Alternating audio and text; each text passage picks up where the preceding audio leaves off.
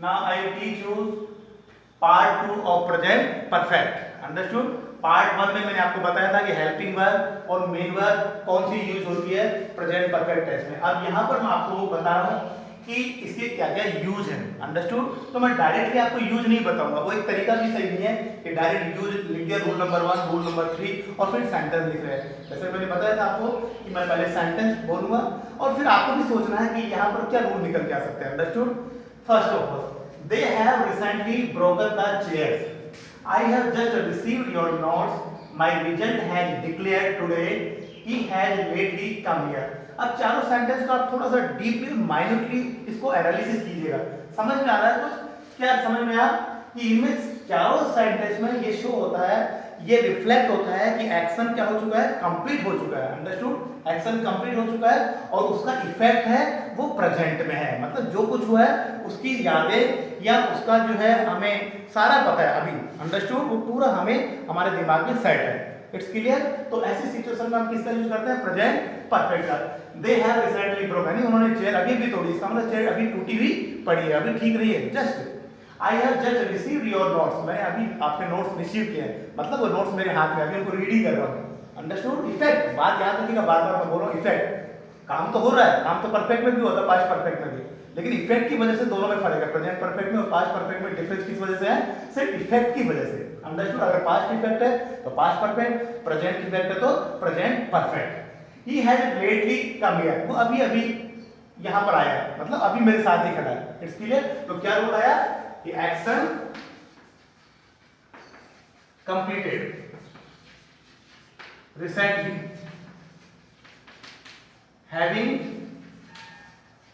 present effect, having present effect action हो गया और प्रेजेंट इफेक्ट होता है तो हम प्रेजेंट परफेक्ट टेंस का यूज करते हैं। अब देखिएगा दूसरे साइड पे, I have known him for 3 years, she has lived in Jaipur for 2 years, I have taught English for 15 years। ये सारे सेंटेंस को आप एनालिसिस कीजिएगा, सारे सेंटेंस को आप रीड कीजिएगा और आप थोड़ा समझने की कोशिश कीजिएगा।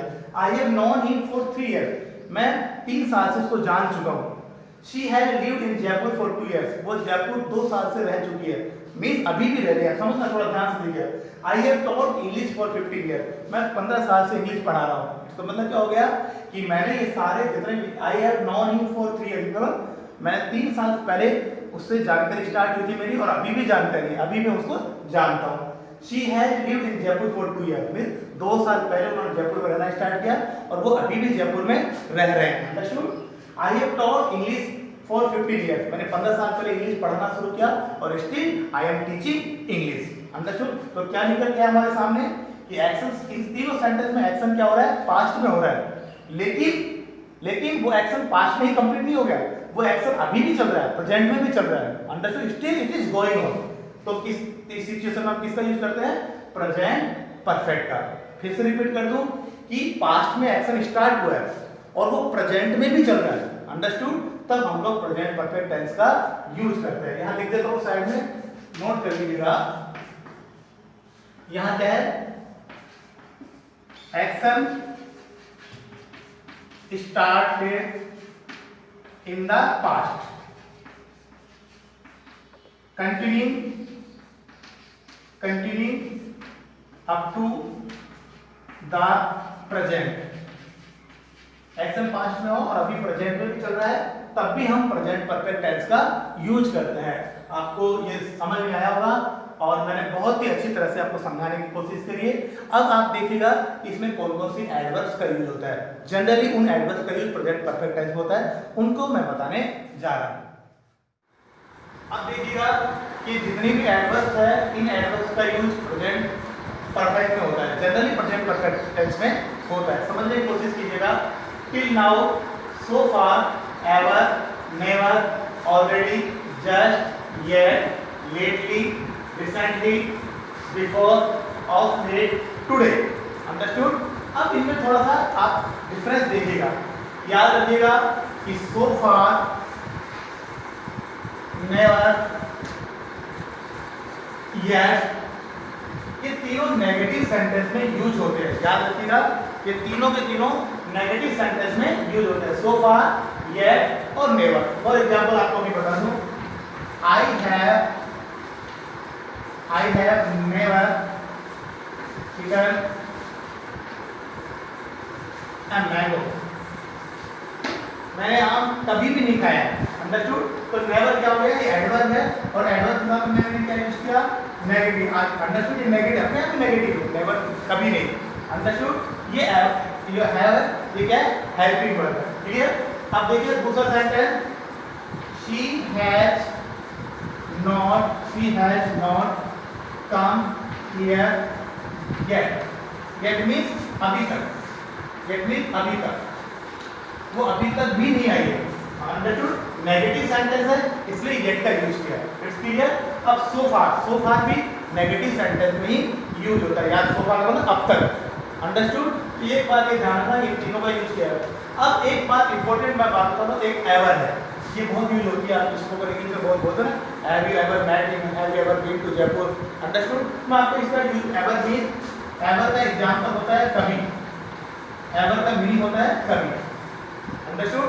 For example, I you have ever been to Jaipur mean कभी आप जयपुर जाकर आए हो, मतलब कभी गए हो जयपुर।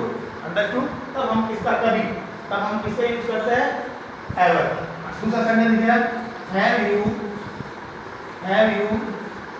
एवर मैट हिम, कभी आप उससे मिले हो, कभी आप उससे मिले हो। तो ये अंडरस्टूड? इसमें कभी का सेंस आएगा और ये सेंटेंस इस तरह से बनते हैं, have you ever met him, you have ever been to Jaipur. अब एक इंटरेस्टिंग बात है, जो अधिकतर बच्चे बोलते हैं, लोगों को रटा देते हैं कि आप यह थर्ड फॉर्म का यूज करो और हैव और हैव का यूज करो, प्रेजेंट परफेक्ट का सेंटेंस बना लो। ऐसा नहीं है। आप देखिएगा ये sentence, I have gone to Delhi, क्या ये सेंटेंस करेक्ट है? I have gone to Delhi, ये सेंटेंस एक तरह से ग्रामर के हिसाब से तो ठीक है कि हैव, आई के साथ हैव आता है, भी लगा दिया आपने और V3 का भी यूज कर दिया, लेकिन इसका सेंस नहीं है। अंडरस्टूड? ऐसा कभी सेंटेंस कह नहीं सकते I have gone to Delhi, मैं दिल्ली जा चुका हूँ, ये अपने आप में सही नहीं है। अंडरस्टूड? कैसे इसको करेक्ट करोगे? I have come to Delhi. Understood? लेकिन इसका मतलब इसका सेंस क्या हो गया कि मैं दिल्ली जाकर आ गया हूँ, मुझे मतलब दिल्ली का एक्सपीरियंस है, मैं गया हूँ एक बार वहाँ पर। तो इस तरह का जब आप अपना एक्सपीरियंस शेयर करते हैं जाने का, अंडरस्टूड, उसमें कभी भी इस तरह के सेंटेंस नहीं बनाते हैं, उसमें हम लोग बीन का यूज करते हैं। क्या यूज करते हैं? बीन का। कैसे लिखोगे इस सेंटेंस को? I have been to Delhi, I have been to Delhi sentence में आप, और ये करेक्ट है। I have been to Delhi मतलब जब आप यूज करते हैं हैव बीन और has been. Understood? Present perfect में, याद रखिए प्रेजेंट परफेक्ट में, तब इसका मीनिंग हो गया जाकर और आना, मतलब आप गए हो और फिर आ गए हो। अंडरस्टूड? जैसे मैं बोलूँ have you ever been to Agra, तो आप क्या मतलब जाकर आ गए का? Yes yes, I have been to Agra मतलब मैं आगरा होकर आ गया हूँ, मुझे मैं आगरा देख गया हूँ। I have been to Agra मतलब क्या हो गया कि मैं आगरा गया हूँ और वापस आ गया हूँ। हैव बीन का मतलब होता है, ध्यान रखना, हैव बीन का मतलब दो मीनिंग होता है, गोइंग एंड कमिंग, मीन जाना और फिर रिटर्न आना वापस, उसमें बीन का यूज करते हैं। यूज करता है बीन का यूज करता है, हैज बीन और हैव बीन। It's clear? और मुझे उम्मीद है कि आपको ये बिल्कुल क्लियर हो चुका होगा। फिर से छोटी सी आपको बात मैं यहाँ पर बता देना चाहता हूँ, एक है लेटली और लेट। अंडरस्टूड? रिसेंटली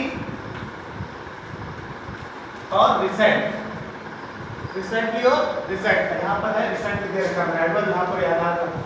लेटली और लेट, रिसेंटली और रिसेंट, दोनों में डिफरेंस आपको पता है। लेट क्या है? ये एडजेक्टिव है और इसका मतलब होता है देर, लेकिन लेटली का मतलब ये नहीं होता देर से। अंडरस्टूड?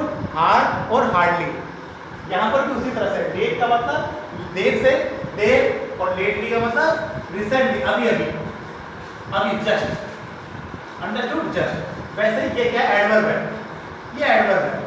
अब रिसेंट, रिसेंट क्या है? ये एडजेक्टिव है, ये क्या है? एडजेक्टिव है, और रिसेंटली क्या है? एडवर्ब है। अंडरस्टूड? कई बार पूछता है कि you paste your recent photo. Understood? तो रिसेंट मतलब अभी की, इट्स क्लियर। तो एक ध्यान रखना, और एक और इम्पोर्टेंट बात है इसमें ऑफ लेट, इसका यूज आपको आना चाहिए। ऑफ लेट का मतलब भी होता है अभी हाल ही में, जैसे मैं बोलूँ of late it has come to my notice, understood. तो अभी अभी मेरे संज्ञान में है, अभी अभी मेरे नोटिस में है। ऑफ लेट का मतलब होता है हाल ही में, रिसेंटली। ऑफ लेट एक ईडियम है, याद रखिएगा ये क्या है, ईडियम है। तो एक बार मैं फिर से रिपीट कर दूं कि सो फार, येट और नेवर ये नेगेटिव सेंटेंस में यूज होते हैं। It's clear. एवर का मतलब कभी होता है, बहुत यूज करते हैं इसको इंग्लिश में, एवर एवर। और एक ध्यान रखना, जब आप किसी जगह जाकर के फिर भागते हो वापस, तो उसमें हैज बीन और हैव बीन का यूज करेंगे। डिपेंड करता है किस तरह का पर्सन है, सिंगुलर है प्लूरल। आई हैव बीन और she has been, okay, she has been to Agra, मतलब वो आगरा होकर के और वापस आ गई है। तो ये एक तरह से फोकस पॉइंट्स हैं, जिनको आप अच्छी तरह से समझने की कोशिश कीजिएगा। और मुझे उम्मीद है कि आपको ये चैप्टर बिल्कुल ही क्लियर हो चुका होगा। Still you have any doubt, kindly you write your comment in my comment box, okay. Definitely if time permit I will sort out your problem then and there, definitely, okay, at any cost I will try to sort out your problem to quench your query. Thank you so much.